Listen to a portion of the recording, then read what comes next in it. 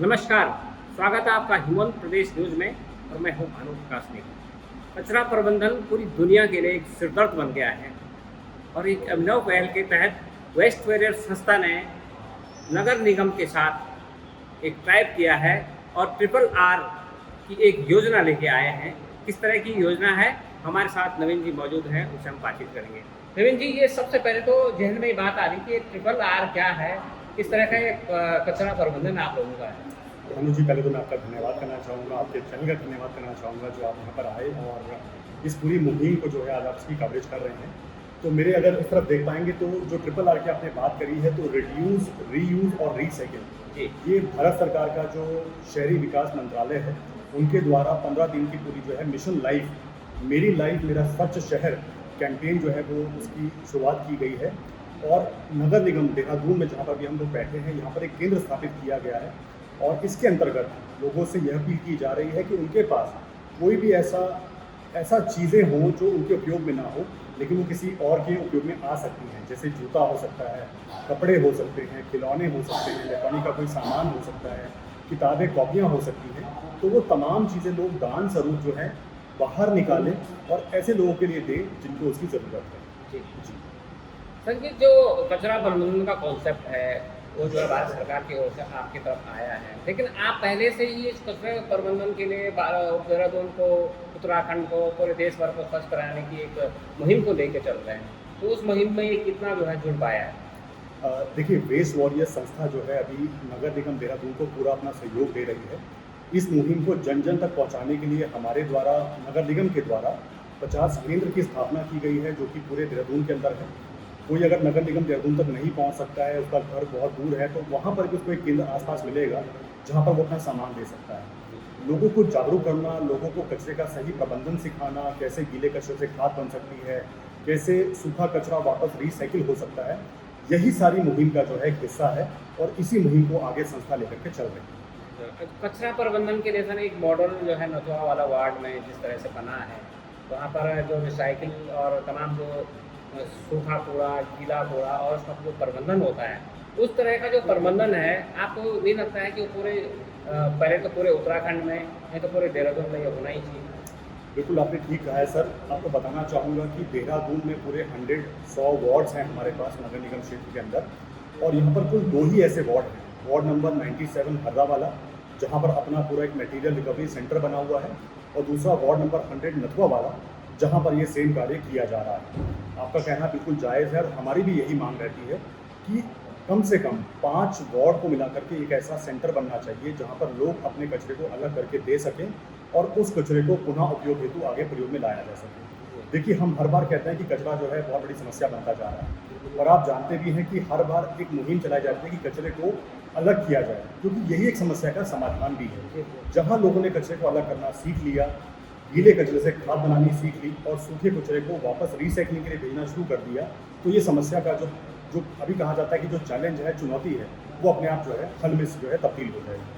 अच्छा नवीन जी, एक बात जहन में आती है कि जब कचरे की बात आती है और प्लास्टिक को हटाने की बात आती है, तो वो सिर्फ जो वही पन्नी जो सामान ले जाने के लिए बाजार से या दुकानदारों के वहाँ मिलती है, वो उसकी बात होती है। लेकिन आज की डेट में अगर देखें, हर तरह का रैपर जो है प्लास्टिक है, तो क्या उसके बारे में नहीं सोचा जाना चाहिए? बिल्कुल सर, सोचा जाना चाहिए और सोचा जा भी रहा है। मैं आपको बताना चाहूँगा आपके चैनल के माध्यम से कि भारत सरकार द्वारा जो है EPR, एक्सटेंडेड प्रोड्यूसर रिस्पॉन्सिबिलिटी, जो है बहुत तेज़ी से ये मुहिम जो है अभी पूरे भारतवर्ष में लेकर आई जा रही है। इसका उद्देश्य है कि जो भी प्रोड्यूसर, जो भी मैन्युफैक्चर ऐसी चीज़ों को बना रहा है, ये उसकी जिम्मेदारी है कि अपने कचरे का भी प्रबंधन जो है वही लोग करेंगे। तो ये मुहिम अभी शुरू हुई है और मुझे लगता है कि आने वाले कुछ समय में इसका रंग जो है आपको देखने को पूरे भारतवर्ष में मिलेगा। देहरादून के अंदर नगर निगम देहरादून और इसके साथ साथ उत्तराखंड प्रदूषण नियंत्रण बोर्ड और शहरी विकास निर्देशालय बहुत ज़ोरों से लगा हुआ है, क्योंकि मैं बहुत सारी मीटिंग्स का भी हिस्सा रहा हूँ और मैंने देखा है कि बहुत जगह पर लोगों को जागरूक करने के लिए साथ साथ उन लोगों को उनका चालान भी किया गया है जो इस चीज़ को नहीं समझ पा रहे हैं। एक बहुत अच्छी मुहिम भी अपने शहर में भी देखने को मिली थी कि मेरी खाद की कहानी, तो लोगों से जागरूक करने के लिए उनको अपील किया गया कि आप अपने गीले कचरे को खाद में तब्दील करें और साथ में प्लास्टिक का प्रयोग जो है करना बंद करें। तो ये बहुत सारी चीज़ें हैं जो निकल के सामने आ रही हैं और बहुत अच्छा रंग भी इसका देखने को आने वाले समय में आपको मिलेगा। सर एक बात, ये तो शहरों की बात हुई, लेकिन गाँव की अगर हम बात करते हैं, जब हम भ्रमण करते हैं, जब देखते हैं गाँव में, तो वो जो कचरा है उसको सीधे जो छोटे नाले होते हैं, जो छोटी नदियाँ होती हैं, उनमें जो है डाला जा रहा है। अभी भी वही काम हो रहा है। तो क्या ग्रामीण भारत के लिए भी कुछ सोचे जाए? बिल्कुल सर, सोचा जा भी रहा है, क्योंकि एक मैं अभी आपको लेटेस्ट जो पिछले साल का एक पीआईएल दर्ज हुई थी हाई कोर्ट माननीय उच्च न्यायालय आपका नैनीताल में, जिसमें Jitendra Yadav versus union of India, और उसका प्रमुख अगर आप देखेंगे उस पीआईएल को, तो वो केवल कचरा प्रबंधन पूरे उत्तराखंड को लेकर के था, चाहे वो ग्रामीण क्षेत्र हो चाहे वो शहरी क्षेत्र हो। चिंता व्यक्त की गई थी माननीय उच्च न्यायालय द्वारा भी कि कचरा प्रबंधन बहुत बड़ी समस्या बनता जा रहा है। हमारे पर्वतीय क्षेत्र, हमारे जंगल, हमारे पहाड़, हमारी नदियाँ, उसका उद्गम सब कचरे के ढेर में तब्दील होता जा रहा है। आने वाले समय में शायद पर्यटक अब आना जो है कुछ समय बाद बंद ही कर देगा, क्योंकि सब जगह कचरा फैलता जा रहा है। तो माननीय उच्च न्यायालय ने उसको संज्ञान में लिया और निर्देशित किया, चाहे वो शहरी मंत्रालय हो चाहे वो ग्रामीण मंत्रालय हो, कि कचरे का प्रबंधन सही तरीके से होना अब बहुत ज़रूरी है। इसके बारे में नियम भी बने हुए हैं। अगर आप देखेंगे तो ठोस कचरा प्रबंधन नियम 2016 हमारे पास उपलब्ध है, चाहे वो ग्रामीण क्षेत्र के लिए हो चाहे वो शहरी क्षेत्र के लिए हो। लेकिन अब उस पर अमल लाना, उसको धरातल पे लेकर के आने की जिम्मेदारी हम सब की है, और मैं चाहता हूँ कि नागरिक भी इसमें अपना पूरा सहयोग करें। लोगों से मैं बार बार यही अपील करता हूँ कि अपना जो कचरा है उसको अलग करके ही दे, तभी समस्या का हल भी निकल सकता है। और ये हमारा एक, कहा जाए तो ये हमारी एक जिम्मेदारी बनती है। भाई कचरा अगर हमने उत्पन्न किया है तो उसका सही तरीके से देना भी जिम्मेदारी हमारी बनती है। ये कहना कि नगर निगम या नगर पंचायत की जिम्मेदारी है वो गलत होगा। जन भागीदारी होना इसमें बहुत बहुत ज़रूरी है। बिल्कुल, जन भागीदारी होगी तभी जो है कचरे का प्रबंधन हो पाएगा। अब बात आती है सर कि वेस्ट वैरियर संस्था का जो आगे का लक्ष्य है, जो आपने तय किया है, वो किस तरह का? ज़रूर सर, बताना चाहूँगा आपको कि अभी फ़िलहाल देहरादून के अंदर हम लोग वार्ड नंबर 97 हर्रावाला में काम कर रहे हैं। वहाँ पर एक मटेरियल रिकवरी सेंटर भी है।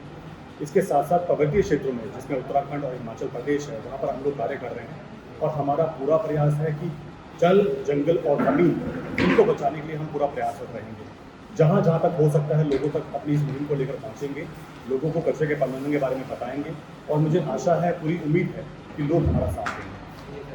अब सर दोबारा से हम वापस जो है ट्रिपल आर पे आएंगे, तो ये जो ट्रिपल आर की मुहिम जो चली है उसमें किस तरह से जन सहायता मिल रही है आपको? देखिए, पूरे देहरादून के अंदर जो है 50 केंद्र स्थापित किए गए हैं, और पिछले 3 दिन से लगातार हमारे पास सूचनाएं भी आ रही हैं कि केंद्र के लोगों ने बढ़ चढ़ कर जो है दान, जिसमें हमने कपड़ा, प्लास्टिक, पेपर हो गया आपका, इसके अलावा बुक्स हो गई, इलेक्ट्रॉनिक सामान हो गया, ऐसी तमाम चीज़ें जो उनके प्रयोग में नहीं था पर किसी और के उपयोग में आ सकता है, वो दान देना शुरू किया है। और लोगों की अपील आ रही है कि हमारे यहाँ पर जो है जगह पूरी भर गई है, तो आप वाहन की व्यवस्था करिए ताकि वो जगह वहाँ से उनके घर से खाली हो सके। और ये पूरा प्रबंधन जो है नगर निगम के सहयोग से हो पा रहा है, नगर निगम से पूरी देखरेख कर रहा है, और एक वाहन उपलब्ध कराया गया है, जिस वाहन के माध्यम से पूरा का पूरा जितना भी ये सामान है इकट्ठा करके एक रैन बसेरा पटेल नगर में है, जहाँ पर पहुँचाया जा रहा है। और 5 जून को जितना भी सामान वहाँ पर पहुँचेगा उसको अलग अलग भाग में बांटने के बाद उसको पुनः उपयोग में आने के लिए, रिसाइकलिंग के लिए आगे भेजा जाएगा।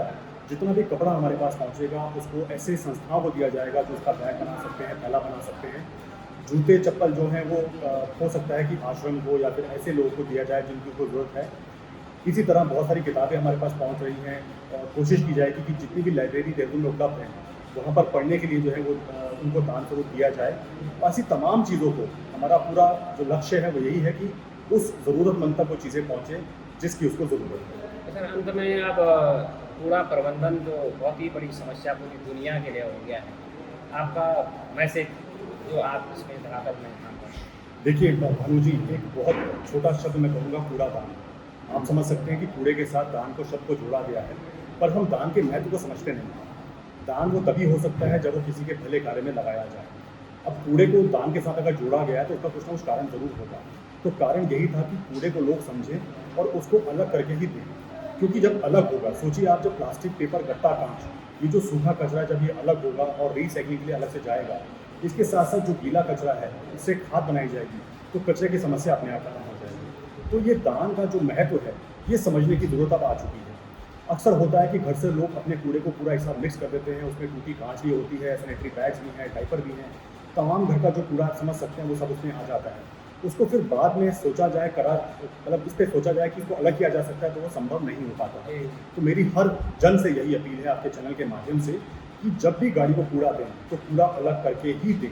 और जिस दिन आप लोगों ने ये प्रैक्टिस अपने जीवन में ले ली, मानिए मेरी बात, यकीन मानिए, ये जो कूड़े की समस्या है ये अपने आप खत्म हो जाएगी।